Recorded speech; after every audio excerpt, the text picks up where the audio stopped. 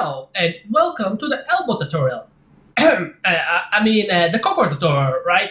We're here to play Kokoro, not to spam elbows, am I right? Nah, actually, we're here to spam elbows. From any situation at any time of the day, we're here to spam elbows. Because we all know that playing Kokoro is all about spamming these elbows. No matter whether you are a beginner or a high-level player, you're gonna be spamming these elbows all the time. And the purpose of this tutorial is to transform you from a beginner who mashes elbows from the wrong distances or doing the wrong times into a player who kinda knows when to mash elbows. Basically, I want you to learn to do something like this. It's very basic, it's very simple. However, a lot of new players are either afraid to launch or are not confident in their combos or they don't know when to use the launchers, and this is what I want to talk about. The focus of this entire tutorial essentially is going to be on 3 steps in order to win. The first is you want to stun your opponent, the second part is what you want to launch them, and the third is you want to combo them. This right here should be your ideal game plan. Basically, if you could do this every time, you want to do this every time. And only once you get comfortable with this setup and you start reliably pulling it off during matches, then you can start expanding your game plan and adding more options and mix-ups and bound combos and so forth. So what I want you to do is to frame your mind around these 3 steps and try to make sure you understand how the moves you are using are contributing toward executing this plan. And this is what I'm going to cover in this tutorial. I'm going to go into the options Kokoro has for stunning, her launchers, and the combos I recommend you that work consistently. So to begin this discussion, I actually want to go over the 2 main launchers Kokoro has, because by understanding what are your launching options and understanding the properties of your launchers, this will give us a very good perspective on the other moves Kokoro has and will basically let us know which launchers are guaranteed for which stuns. So one thing you need to keep in mind for the rest of this tutorial is that plus 21 is basically where you want to be, and the reason for that is the speed of Kokoro's launchers. Kokoro has 2 main launchers. She has 4 people's K, which is 90 frames long, and she has 7K, which is 18 frames. And basically the thing is that when you plus 21, your opponent needs 21 frames to recover, which guarantees you that you can use a 90 frames move and 100% hit it. Of course, it's not really 100% because your opponent can always try to get around your launcher with a hold. However, what's important to understand is that your opponent 100% cannot take the easy way out and try to block your follow-up launcher. In other words, they're either gonna let you launch them or they'll have to try guessing with a hold. In other words, in this position, you have the high ground and you have to choose how you're gonna capitalize on it. So basically, when you're in a match and you got plus 21, then you know that you are free to launch your opponent and try to go for guaranteed damage. But there's one problem, right? When you're in a real match, you don't have this useful box over here that shows you how much advantage you have. But there's no reason to worry, because in this tutorial, I'm going to give you exactly the moves that you need in order to get that plus 21 and set up your opponent for a launch. Okay, so the first thing I want to talk about is Kokoro's mid-range options. Basically, this is what's called neutral, where you are kind of like checking each other out. And there's one move that is basically the ultimate move, the holy grail of Kokoro, and that's 6xp. Now, as you may know, DOA does not have names for its move list. However, if you go to 6xp in the move list, you're gonna see that it actually has a name, and it's called the Ultimate Elbow Super. So why is 6xp so good? Now, first of all, the range of this move. It's over 2 meters, which is pretty good. It's nothing crazy, but it's solid. Then the next thing is that it's pretty fast. It's only 14 frames, which is pretty damn good for this range. Now, the next thing, and that's very important for the rest of this tutorial, is that if you land 6xp, you're gonna be at plus 21. And do you remember the magic number we needed in order to get a guaranteed launch? Yeah, that's right, that's our boy 21 over here. In other words, by just landing 6xp, you automatically, right away, cleared the first step of our game plan and you're ready to launch your opponent. Congratulations! And if all these advantages aren't already enough for you, then on top of all of this, 6xp is also safe from block. In fact, it's so safe from block that it's literally unpunishable. Even grapplers who have faster throws than the average character cannot throw punish 6xp. And I'd even go as far as advise you to mash buttons after your 6xp is blocked, especially online, because there's a good chance you will be able to beat out some of the moves. So to summarize, 6xp got range, it's fast, it stuns the opponent with plus 21, and it's safe from block. In other words, use 6xp all the time. And if you ever find yourself in a situation during a match when you are not sure what to do, just keep this little song in mind and it will guide you to salvation. When you're standing at a distance and you don't know what to do, you just go for 6xp and you are done. La la la la la. But then some of you may come and complain like, wait a minute, I cannot reach my point. What the hell? I whiff in this shit. I'm gonna be trying to reach this guy. They're like, I can't. So, as I mentioned previously, the range of 6xp is great, but it's not like anything crazy. There will be situations where the opponent is way too far away. So I'll give you one alternative, okay? If your opponent is kind of keeping his distance, they may not let you get close enough for 6xp. So the option I'm gonna suggest to you is to go for free PP. So what is the actual range of the string? Let's look at free P first. It's 234. That's already pretty good compared to 6xp, right? However, notice that the second move is almost 2 meters by itself. In other words, if you add this, you get over 4 meters. So you can be like hella far away and you're gonna hit it. Now, of course, the first question you may ask yourself, like, if this move has such an amazing range, why not use it instead of 6xp? Well, first of all, it's slower. You see, the first move is 19 frames, which is, considering the range it gives you, and considering the fact it has follow-up, is pretty nice. However, compared to 6xp 14 frames, you can kind of see the difference. Now, the second problem is it's less safe from block. If you just do free P, then it's minus 14, which is hell bad. And I genuinely do not recommend you to not finish the entire string in this case. However, the second strike is actually minus 7 on block, which is of course worse than minus 4. However, minus 7 is actually fine because most characters will basically be able to only punish you with a neutral throw, which is of course bad. However, the thing about neutral throw is that it actually can be broken, unlike other throws in the game. So some people actually call stuff like minus 7 semi-safe because they can be neutral throw punished, but there's no way to actually guarantee. Because if you are prepared for the possibility that your opponent will throw punish you with a neutral throw, you can break away from it. And that's something I also want to keep you in mind here, that some opponents will automatically assume that this move is unsafe and going to try to grab you. So when you're just first testing out your opponent, I recommend you to press button and see what you get. Because there's a chance your opponent will be going for a throw that he thinks should work, but actually doesn't. Because this move is actually semi-safe. お前はもう死んでいる。何?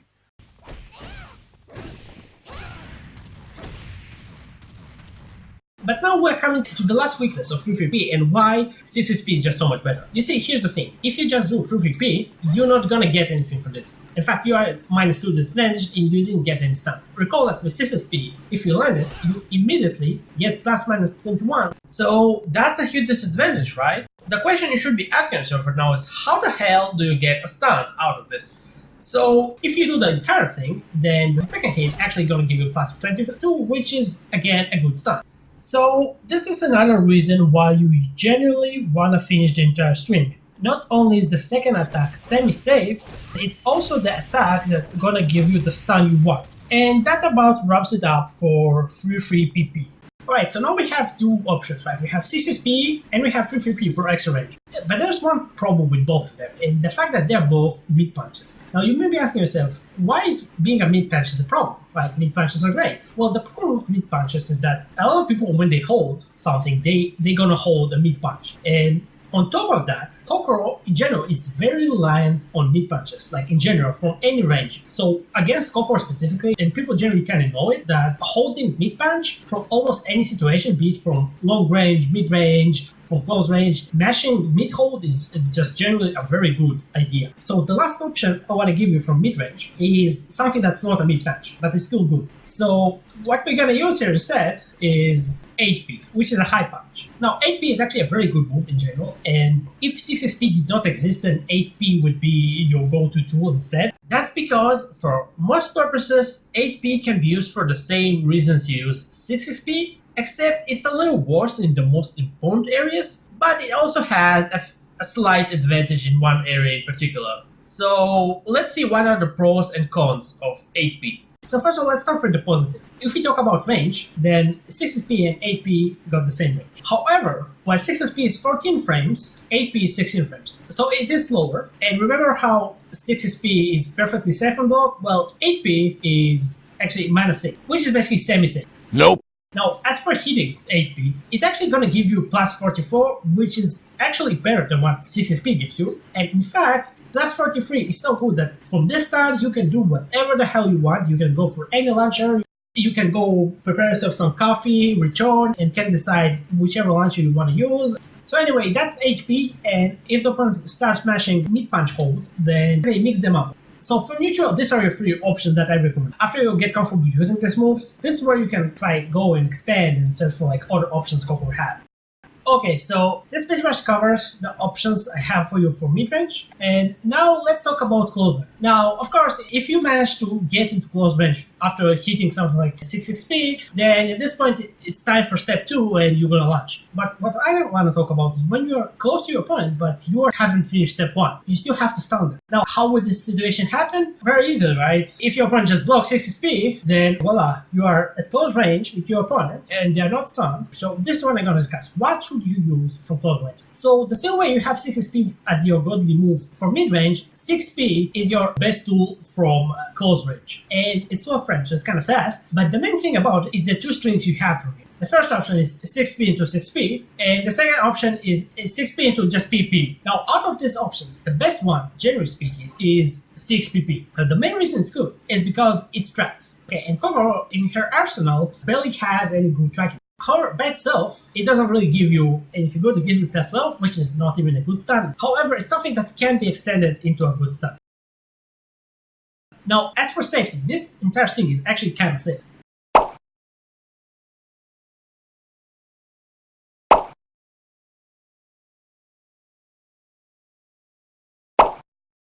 Now, as for stunning, from 6p, you get plus 21, which is a good stun. From 6pp, as I said, you only get plus 12, but it can easily convert into a great stun.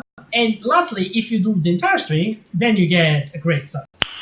Nice. One thing I want you to keep in mind is that if you do this entire thing, you can still launch your opponent. It may look to you that your opponent is kind of crouching and that you cannot hit him with 4p plus k, but you can do that, so don't be afraid to do it. So as I said, 6p is your ultimate close range attack. Now, another option you can go for from close range is to just use your normal jabs. Now, there are two specific mix-ups I want to talk about. The first is just using her normal PPP. Like, if you are not sure how much advantage or disadvantage you have in a certain situation and you kind of want to guarantee some hits, you can go for this. However, the problem with this is this actually does not give you any stats, so that kind of sucks. So a lot of time what you want to do is to use something like PPT and you want to grab them. If you're facing a totally opponent, he just doesn't give a shit. Like, you keep hitting him and hitting him and hitting him and hitting him and hitting him and hitting him and hitting him. So I guess opponents like that, the PPT is a great way to drag it. And another combo I recommend for that is P2KT. And that basically breaks their defense and opens them up for attacks. Now, our goal here is ultimately to get a stun and guarantee just one type of launcher, right? So from this alone, you only get plus 6. You can't really do anything.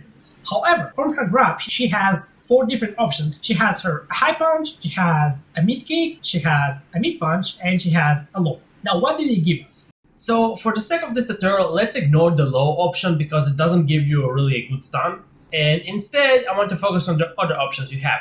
Primarily, the 2 good options you have from the grab are the high punch and the mid punch, because both of those give you incredible stuns that allow you to launch your opponent not only with 4p plus k and 7k, they even allow you to go for a bonus option that is 3p plus k, which is an option I'm not covering in this tutorial because it's more advanced and more difficult to set up, but if you can add it to your arsenal, this is a great third launcher option that's gonna confuse the hell out of your opponent. So these are the 2 options I recommend, the high punch and the mid punch. And a third option that is kinda alright is to go for the mid kick, which gives you plus 20. which is not enough for 4P plus K. However, it is enough to go for 7K. So you can still get at least one launcher from it, which is fine. Now, with all that said, even though all your best stun options for launch are from your grab, make sure that sometimes you actually complete the string you started, like going PPP or P2KP, because if every time you go for a troll, at some point your opponent will realize that, and he's gonna punish you for that. Now, if you don't want to knock them over and they are not an opponent who holds a lot of means, you can just do something like this. It actually gives you an almost good start. Plus 20 is not good enough, unfortunately, but you can go for at least one launcher from it, so that's your options. So now let us move to the third and last stage of our game plan, which is comboing our opponent. After you understood how to get a stun on your opponent and how to launch them, the next inevitable stage is to combo them to death. Keep in mind that the combos I'm going to teach you here are not necessarily the highest damage optimal combos you can get. However, they are combos that are pretty much guaranteed against any class of weight, and overall they are very easy to confirm, and to the point that even though they do not deal optimal damage in every situation, and still you'll see a lot of high-level players use those combos simply because they are very consistent, and combos is something you do not want to mess up.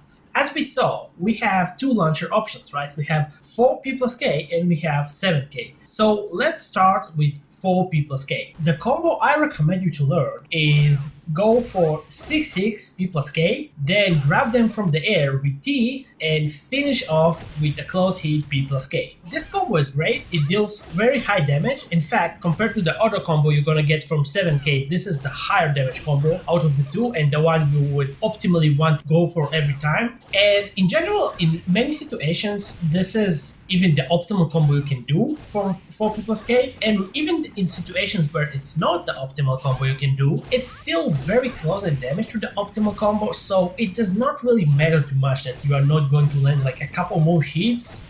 So this combo is very solid and I recommend you to practice it. However, I will warn you that it can be a little tricky, and some people, even when they know about this combo, they do not feel comfortable executing it. In case you really feel uncomfortable with it and you don't want to start by practicing combos, you may want to do a combo that's easier. So I can recommend you two alternatives. The first alternative, that is the easier out of the two, is after you launch them with 4P plus K, you do PP and then you grab them from the air and continue exactly the same as with the previous combo. You grab them and then you hit them with P plus K from close range. Now, a slight variation of this is after you launch them, you do P, then you do 2K, and then you grab them, and then you do the same P plus K finisher. Now, these combos deal less damage, but they're easier to confirm, and in fact, they do have their place as well, and they're not worthless combos to learn, especially the second one, because when you're launching your opponent close to a wall,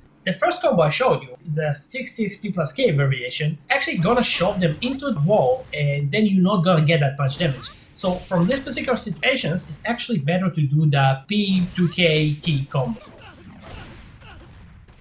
Now let's move on to our second launcher, which is 7K. The combo I'm gonna recommend you, and you may hate me for this, is to go 2P plus K in order to smash them into the ground and bound them, and then you need to do a little dash forward and then do 2-3-6P, or as it's known in fighting game as quarter circle forward. Now, the reason I say you may hate me for this combo is because the last part, where you have to dash forward and do the quarter circle forward input in order to get the close hit, is a little tricky. I'll teach you one alternative combo that can be at times a little tricky to catch depending on the distance you launch from, but it deals damage that can rival the damage of the previous combo, and the main advantage it has is that it's way easier to execute.